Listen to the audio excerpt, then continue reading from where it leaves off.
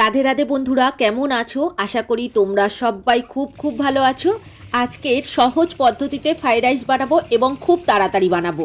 তো কি করে বানাই সেটাই তোমাদের সাথে শেয়ার করব। দেখো, ওদিকে জল বসিয়ে দিয়েছিলাম, তারপরে চাল ধুয়ে ভাতটা আমি করে নিয়েছি।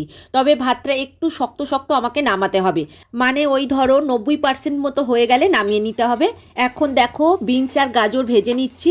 তো সবজিটা ভেজে তুলে নিয়েই এইবার কাজু কিশমিশ ভাজবো। কাজু কিশমিশ ভাজা হয়ে গেলেই আমি ফ্রাইড রাইস চাপিয়ে দেবো। ফ্রাইড রাইস করা খুবই সহজ এবং খুব তাড়াতাড়ি হয়ে যায় আমি যে পদ্ধতিতে করি।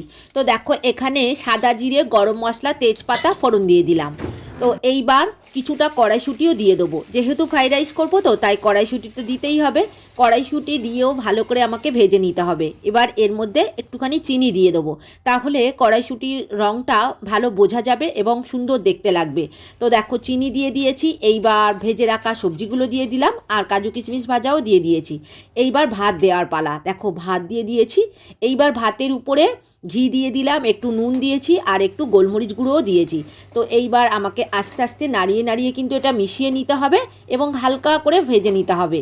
তবে হাতের কাছে সব কিছু জোগাড় করে নিলেই কিন্তু ফ্রাইড রাইস করতে বেশিক্ষণ লাগে না। তো বন্ধুরা, দেখলে কত তাড়াতাড়ি আমার ফ্রাইড রাইস করা হয়ে গেল। দেখো, হয়েও গেছে, এখন নামিয়ে নিচ্ছি। তো কতটা ঝরঝরে হয়েছে। এইরকম কিন্তু ভাতটা একটু শক্ত শক্ত নামালে খুব সুন্দর ফ্রাইড রাইস হয়।